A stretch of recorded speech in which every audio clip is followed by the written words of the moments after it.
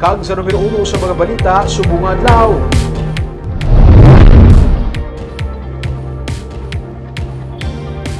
Lokal nga panguluan sa Bacolod ang ginapanawagan sa isa ka korporasyon nga mag-aksyon kag dakpo ng 22 ka mga modern jeepney nga yara karon sa pagdumala sa anay incorporator man sa among nga kumpanya. Suno sa ila, padayon nga nagabiyahe ang among mga modern jeepney nga wala sang permit kay makabig ini nga mga koloro. May report si Nico Delphine. Magluwas sa 8 ka mga modernized jeepney nga gingawad sa Insuret Corporation sa Metro Towing Services, may 22 pa ka mga units nga suno sa ila ginapanagian sang korporasyon nga kuntani dakpon sang bitaw. Ang 8 ka mga modernized jeepney nga nagabiyahe punta Taytay kag Father Ferrero Street Loop ang ginto kag ginimpound sang bitaw sa nagligad nga Biyernes bangod sang illegal parking kag wala sang business permits.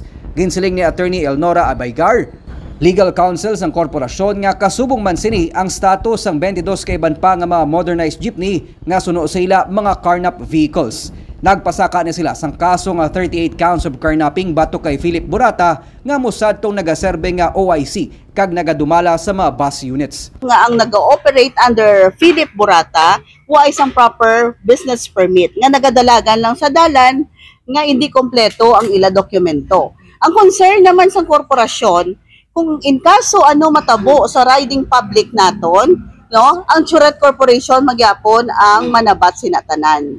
So, Insuret Corporation is concerned with the safety of our own passengers, no? Hindi kita gusto yang kung matabo sa aton nga mga pasahero da kitaya ang balikan nga waay kitaya sala kay wala mataga-operate, no? Ang korporasyon ang magapasaka man sang kaso nga qualified theft bato kay Burata bangod tubtob karon wala niya na-remit ang kapin 20 million pesos nga income sang korporasyon. Ining rason kun nga ang pila ka mga operators kag drivers pati na konduktor ang wala makabaton sang dividendo kag sweldo. Kaya siya ang gintugyanan mo. So ang nag-operate siya siya, asawa niya, mga bata niya. So kaming operator wala kami dagakapot sang money. Sang ara na gid siya yang tanan nga income ang ginimo ya is gapa artiga sa mga bases. Sa physical mo gid nga gapanag-iya daw 15 lang sila siguro individually. 50 we can count in 15. So sa 15 ari diri ang 12 ka operators, tatlo lang to sila. Tatlo sila ang nagatunga-tunga sang income nga nabilhan nga unit sa ila. So ari ang mga operators nga upod nila sang una nga nangayo bulig sa amon for transparency. That is why diri nag-evolve nga dapat mapatunga na gid ang korporasyon.